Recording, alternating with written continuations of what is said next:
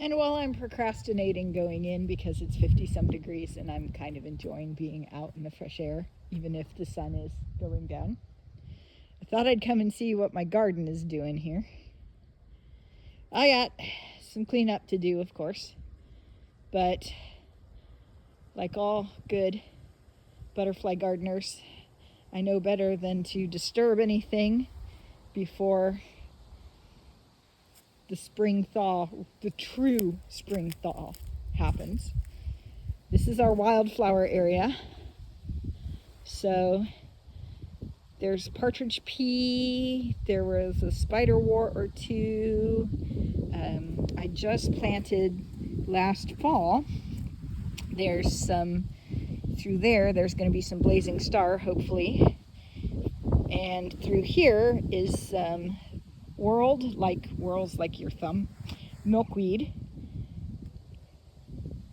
And they both needed a good cold spell, which we had through the month of January, almost all of January, and into February. So hopefully they should germinate really well. And then over here, this is for the black swallowtails. And some monarchs. So I do have a couple of, that's what these stemmy things are. Those are my butterfly weed, or butterfly flower, depending on where you get yours marketed through. It's basically the tuberous milkweed that's native. And then this is fennel and Queen Anne's lace through here. That's for black swallowtail caterpillars, because the best way to get and keep butterflies is to plant the nectar plants, but you also need to plant for the caterpillars, especially if you're like me and you raise them. This is a echinacea coneflower, native again. Oh, I see my dwarf lilac has a praying mantis egg case. Oh, there's another one. It has two. So through here, I usually plant some annuals around here, big nectar producing ones. Verbena is popular with the butterflies. I do have some marigolds that were here, and they may come up again. Volunteer sometimes, I get that. The tire is actually for catnip. The cats love it. You can see the catnip is strangely survives through the winter pretty well, stays green almost all year round. These big fellows are what's left of the Jerusalem artichokes, which are neither artichokes nor from Jerusalem. They're also native. They're a sunflower. And they try to take over the world. So I'm trying to keep them in here, and I need to take that out eventually. But I want them right along the fence row because they are an aggressive native. They will spread like crazy, and once you've got them, you can't get rid of them. I haven't exactly tried, but I have tried to keep them in their place. Fortunately, the horses will eat them, so once the horses have access to the pasture, if anything tries to grow there, I've noticed they don't tend to come up in the pasture. So, but they get tall, quite tall. And they usually have multiple flowers on each stem. And one of these days, I want to try the roots because they form potato-like tubers. And they are supposed to be edible, but you are supposed to work them into your diet gradually. They actually suggest you mix them in with regular potatoes when you start out. But there's a food source for me if we choose to go that route.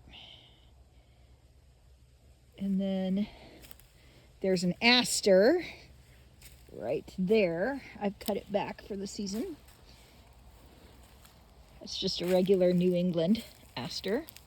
There's a few milkweed back here, which I always think is funny because they don't get very big back here because it's so shady.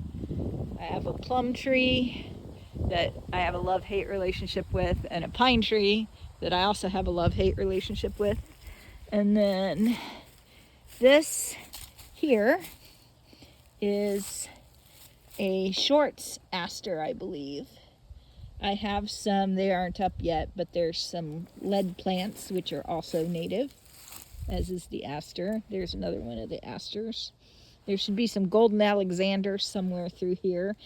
And there should be some Anise hyssop if it survived. It struggled last year with the intense heat, I think, even though it's in the shade. Up this way, I have some Volunteer. This was a phlox. I have some quince bushes that are still kind of coming up. They won't be out, leafing out yet. It's a little early. This, I believe, is my Poke's milkweed, another native. And it's been getting bigger and bigger every year. It started out with one lonely little stalk, and it's branched out. I think last year it had 5. So, and then there are violets that will come up underneath the dwarf lilac. And that's my garden.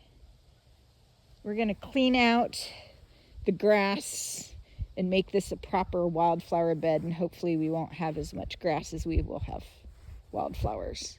Through here all the way to the serviceberry, which is a young thing, but it's doing okay. It's been here for 2-3 years now. So, and I've found several different species of caterpillars will eat it. So anything that supports caterpillars always interests me.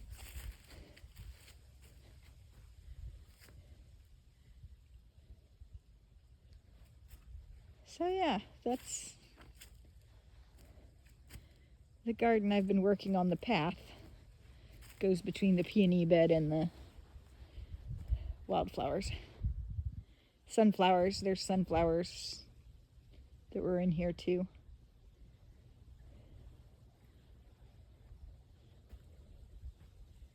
The partridge pea was everywhere, so I imagine it will do. It's very pretty.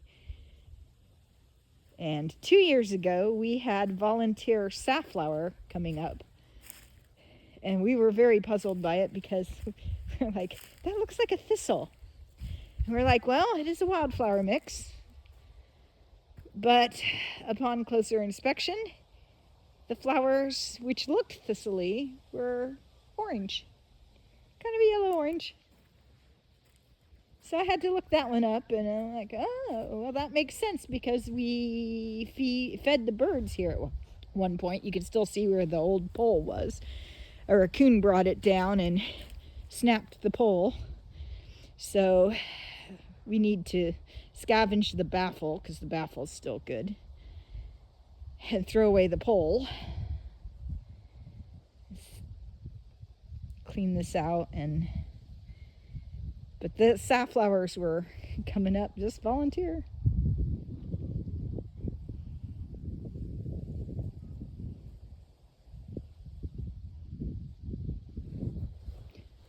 And I think this is the before shot.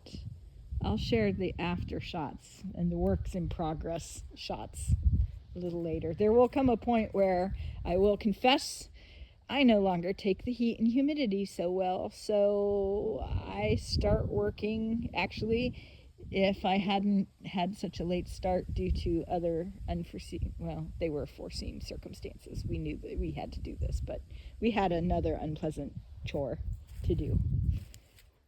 So otherwise I probably would have been out here weeding. But if it's nice tomorrow, it's supposed to be 66 degrees, which apparently is the same as our record high for the 18th of February, which would have been set back in 2017. I remember that winter. It was freakishly warm too. And it was freakishly warm for most of it, including January. That was just a weird year. But I might do some weeding tomorrow. I get home at a decent time and have a chance to do it. I have a 5 o'clock library session, so it may not happen. Depends if anybody shows. And then there's that.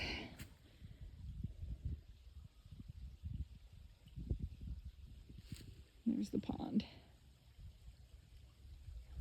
Yep. All right, I'm losing daylight, and I think I'm about ready to call it done. So.